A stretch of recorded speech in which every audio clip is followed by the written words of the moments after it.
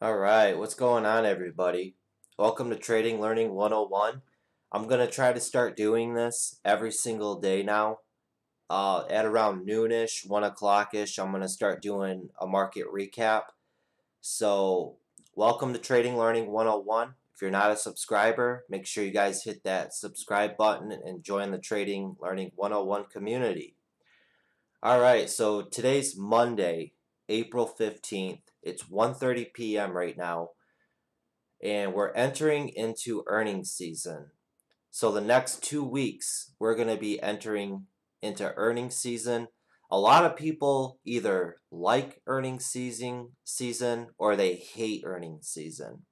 All these large cap stocks are going to steal a lot of the volume away from the small cap world.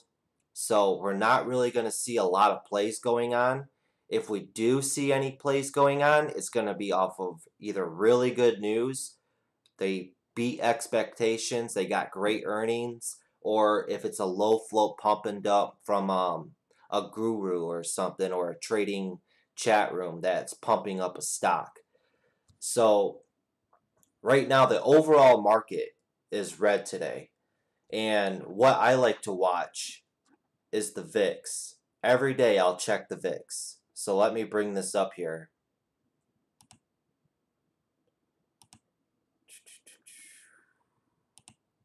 This is the VIX right here, the volatility index, as also known as the fear gauge. Whenever the VIX is above 16, that's when I try to look for market plays. I'll look at the SPY and I'll look at inverse ETF, TVIX, UVXY. Whenever it's above 16, this level right here, that's when the market can get very, very volatile and we can see some great moves. So recently the VIX has just been getting pounded down and down and down and down. And when the VIX is getting pounded down like that, we're losing volatility in the market. So we're not going to be seeing really big moves in the market. And if you look at how the market's been doing, so right here what I got, I'm still trying to mess with this TC2000, so just bear with me. I just started using this platform and I'm still trying to get familiar with the platform. So how I have everything structured out right here, and I hope you guys can see. This is the overall market right here. I got the SPY up here, the Qs, IWM, the Russell 2000, the semiconductors right here, NASDAQ Biotechnology, the Dow Jones right here, the oil fund, natural sunshine products, and the VIX down here in the corner. You guys can't see it because my face is in the way, but we see the overall market's red, and just like the VIX, when I was talking about we're losing volatility and it's just getting beaten down and beaten down, it's actually at 1263. So we're losing volatility, and you can see the market, how we're just inching up, making new highs or approaching all-time highs. You don't really see any big bars for volatile days. If we do have volatile days, there are days that will sell off when we get pullbacks in the market. But this is the SPY right here. So you can see recently, back in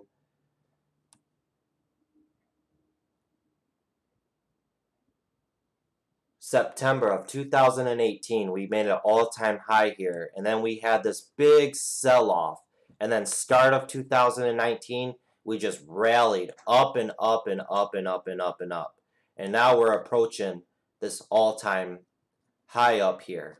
But Brian Shannon, who also is a good trader and does technical analysis, pointed something out on the daily charts. If you look at the SPY, the Qs, the Dow Jones, it almost looks like on the dailies that they're making an inverse head and shoulders. You got your shoulder right here, you got your head right here, and we went up and up and up and up. So we could possibly, maybe, you never want to predict what the market will do. Only react what the market is telling you. What are the charts telling you? And it does look like on the daily of these the S&P, the Dow Jones, and the NASDAQ that it possibly could be forming an inverse head and shoulders. You got your shoulder right here, your head right here, and we went up and up and up, and we could see a big pullback to make another shoulder. And then after that, another shoulder, get another huge bounce up and make or test this high up here. Or we could just keep going up little by little and breaking to new highs. Who knows what the market will do? You just take it one day at a time. But let me pull up the earnings calendar right here. So these are all the companies right here that have released earnings either before the market open or after the market open. You can see there's only a handful of stocks right here.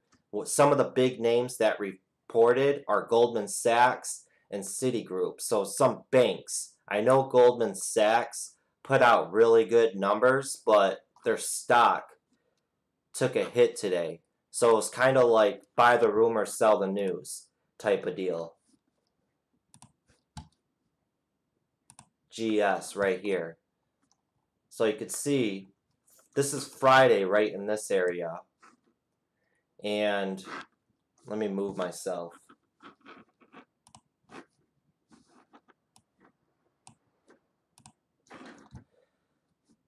So it gaps up to 212 and then it quickly sells down to 200, and then now it's just been hanging around this 200 area here, and you can just see it's just puttering out.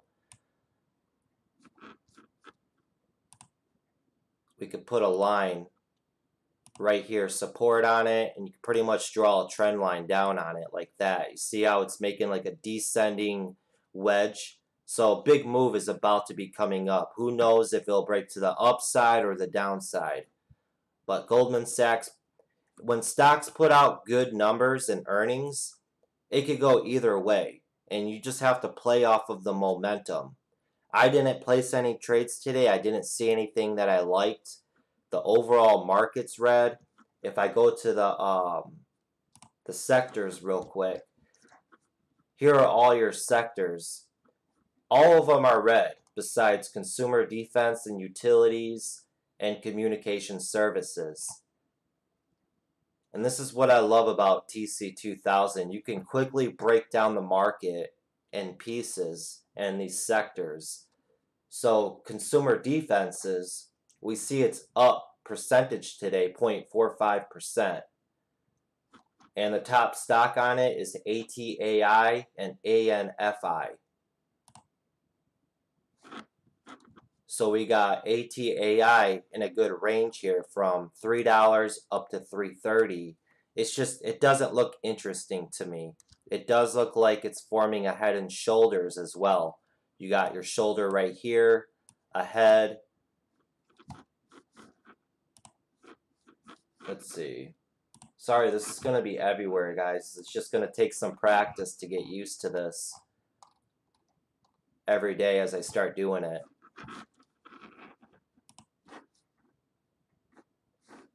But ATAI, 30-cent range on it currently right now. Most likely one of the top stocks performing today in the penny stock world. But like I said, it's forming a head and shoulders. You got your shoulder here, your head right here, and a shoulder here. So more than likely this is just going to putter out and lose volume and just fall at the end of the day. That's my opinion on that. But back to the drill down. With this TC2000, when the overall market's red and the sectors are red, I don't look to force trades or force anything. I just take my hands off the trading button and just observe the market. Look at chart patterns, look at daily charts, see if anything's setting up. The market is most likely might pull back this week because we've just been rallying up and up and up and up. Next up is utilities. in utilities, which is the second most up today. The top two stocks that are up on it is TGS and PAM, which doesn't look really good at all. But let me pull over my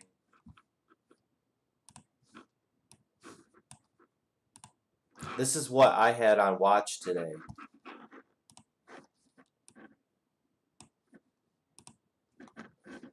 I was watching FCSC, which didn't do anything. When this it gapped up pre-market to 250, and when I was looking at the daily chart here, when it gets I see $3. It hasn't been up and above $3 since way over here back last summer around June. And when it got above 3, it ran up to a measly $3.30. And way over here, when it got over 3, it quickly went over 3 with that long wick right there. Ran up to 330 and fell right back down, and it couldn't hold its gains. And look what it did today. You got a big doji right there. Big, just long wicks. And if we go to the minute on this,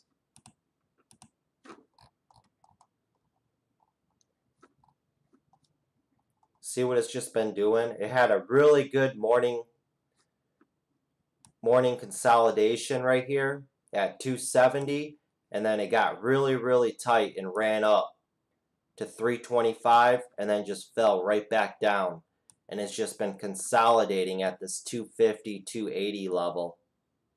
We could see power hour test $3 again. See what's the let me pull up FinViz. Always look at the flow. Always look at what the shares outstanding. So for FCSC, it's on the NASDAQ. The flow is 9.30 million shares. Shares outstanding shares outstanding is 9.6 million, and the average true range is 0.21. And always look at the where is it at? The insider ownership. So insider ownership is 0.17%, and institutionally owned. That's what you want to look for. It's 27% institutionally owned. So if you see a large percentage of institutions owning a stock and it gaps up huge, you got to expect these institutions or these insiders are going to want to sell for a profit. And that's when you see a lot of times these stocks, they gap up so much, and right at the open, they just sell hard on the tape. And that's another thing. You got to just practice every day, learning and observing the tape, because the tape won't lie.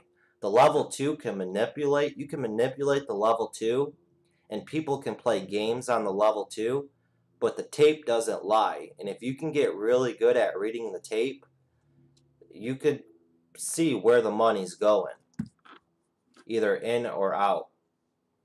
What I did want to talk about, though, was RBZ and CTRM. Let me pull it up here. RBZ and CTRM had crazy moves on Friday.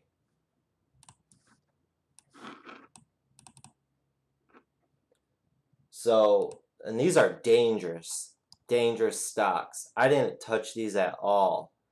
If you could see here on Friday, when this was at $6 and it opened up, and every time this thing started to get going, it just got halted and halted and halted.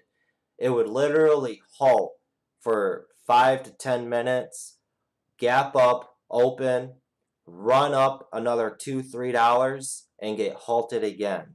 And it did that all the way. You could see it right here with these bars and then these dots. Every time, look at that.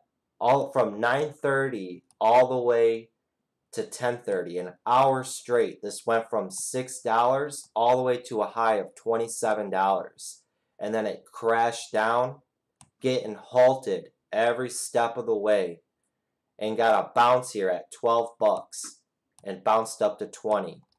And then the company does an offering, comes down to $4, and then almost just about noon, you got a pop up here to 650. But it's dangerous playing stocks like this with a float under $1 million.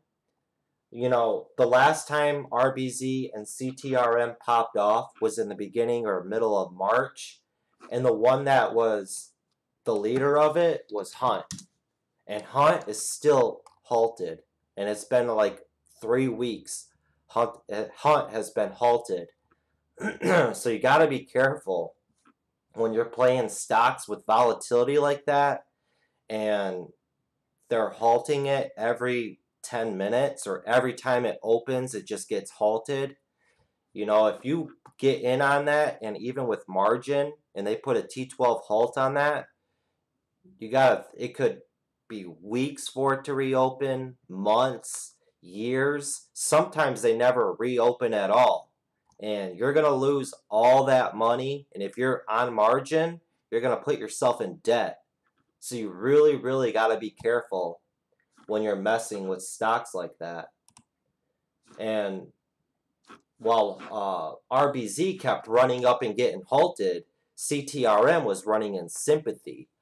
And CTRM only got halted, I believe, once or twice on Friday. And you could see this went from $5 all the way up to a high of $8.50. Look at that. Just ran. See, it got halted here when it popped right in the morning from 5 up to 6. Then it reopens up at 6.50, runs up to 7, gets halted again, gaps up, reopens at 7.50, pops up to 7.80, falls all the way down to $6. And when a stock has range like that, it's a low float, you could really, really blow up your account if you're chasing something like this. The best way to play something like this is to just wait, let it consolidate, let it start to set something up that you're familiar with, a pattern you're familiar with. Something like this. You could see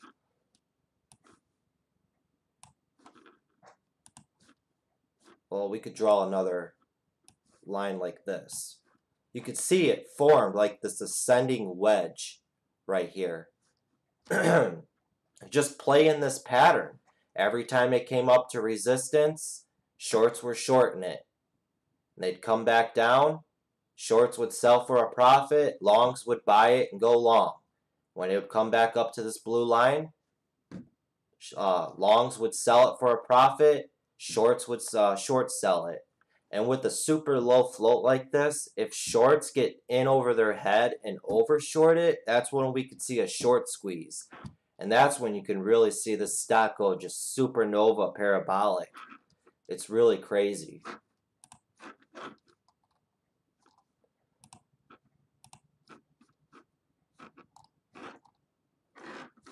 But other than this, nothing too much is going on. We had BPTH this morning have a nice little pop as well. If I zoom out on it, it had a nice gap up from 15 all the way up to a high of 26. And if we look on the daily, this is a recent one back here in, when was it?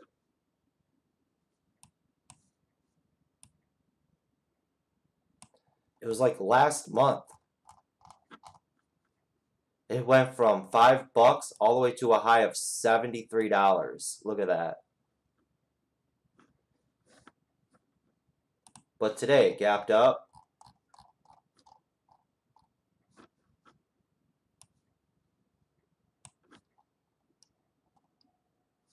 Gapped up to a high of 26. Opened up, sold down, bounced right here at $19 and had a nice rip all the way up to a high of 24 bucks. And then did a double top pretty much right there, sold down, and then now it's just been like consolidating right in this area. See how it consolidated from 21 to 22, and then it broke up above that resistance right there, and now that old resistance is holding as support. See how it's doing that right there? These stocks move in sections from resistance to support. All stocks move differently. You got to think of stocks like people. Every single stock has their own personality. They all move their own certain way. You just got to observe the stock and get a sense of its personality.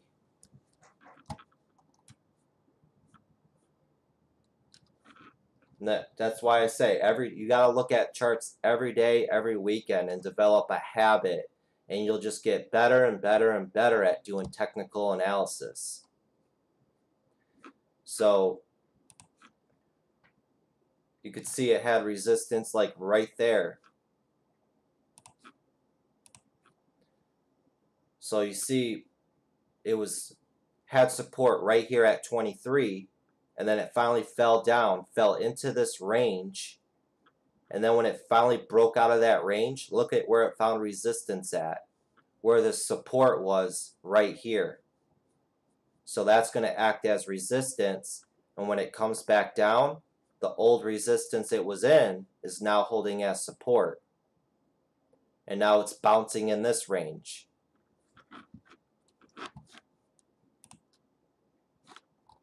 We also had a lot of people were talking about APHA, and when I was looking at the daily on APHA, it's just an ugly looking chart.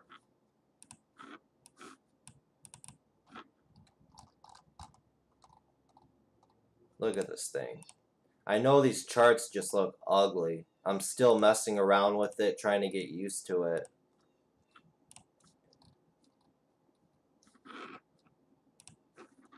So we look at this is the daily on APHA.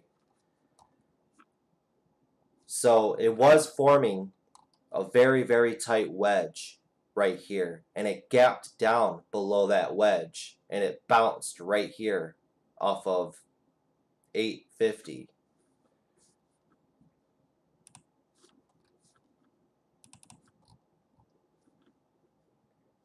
So it kept bouncing off this 850 and running up to pretty much $9. And you can see it's just getting tighter and tighter in that wedge.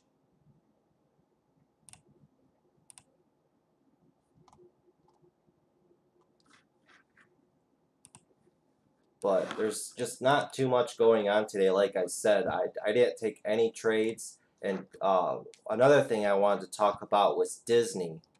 There's a lot going, there's nothing going on, but there's a lot of information going on. That's what I'll say. 2019 is going to be year of the IPOs. There's so many IPOs coming out this year. So it's best to mark and look up all these IPOs that are going to be coming out in the near future and keeping track, because you can make a lot of money playing IPOs. So we had Disney on Friday break out to all-time new highs with their streaming platform, Disney Plus. They're going to be pricing it at, I think it's like $8 a month. They're going to be releasing it in November. This thing shot up from 116 to a high of 131 and then sold off. Today, it perks up and it's breaking out to new highs again, as you can see right here. These are more of like long-term investment stocks.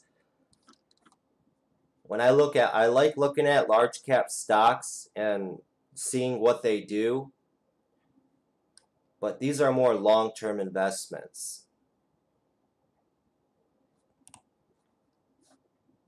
Let's see.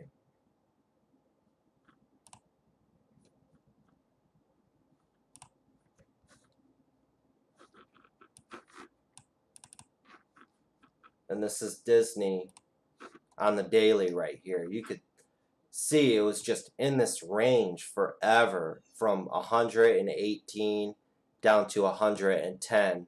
And since they departed from Netflix and said, hey, we're going to come out with our own streaming platform, you could see, look at that, huge gap up from 118 all the way up to 127, making new highs at 132. So this is like new life for Disney. Great gap up on this. Even when they bought out, what was that, 21st Century Fox and Marvel, you could see it really didn't affect the stock at all. But the new streaming platform, that's new life. That's where we're heading in the movie industry. And with movies, there's going to be no more DVDs. Everything's going streaming.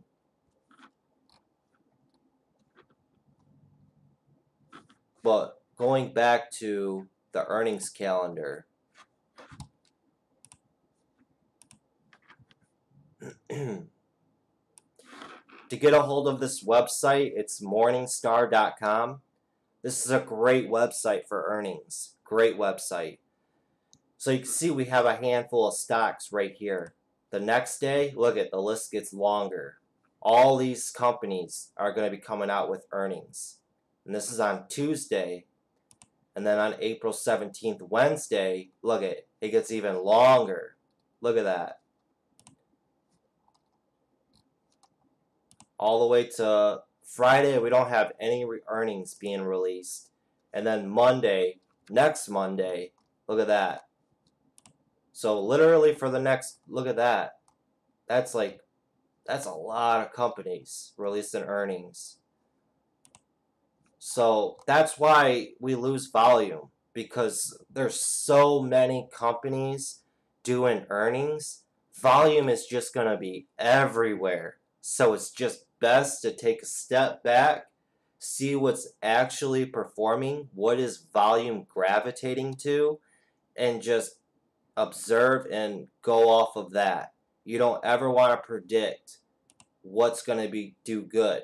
Just because a company puts out good earnings doesn't mean anybody's going to play it. You know, you really got to be careful and be open-minded. Look at that. Wow. On the 25th, look at all these companies putting out earnings.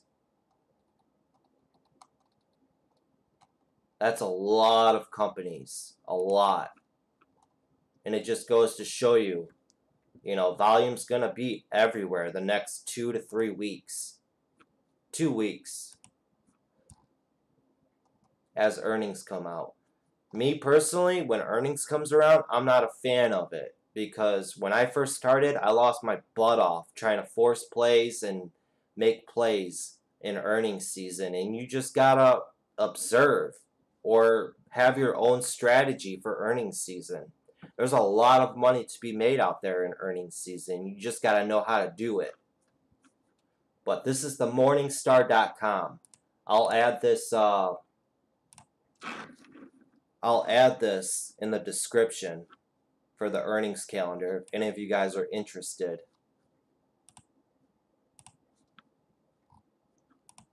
Let me see here real quick. Sorry if I just blinded you guys.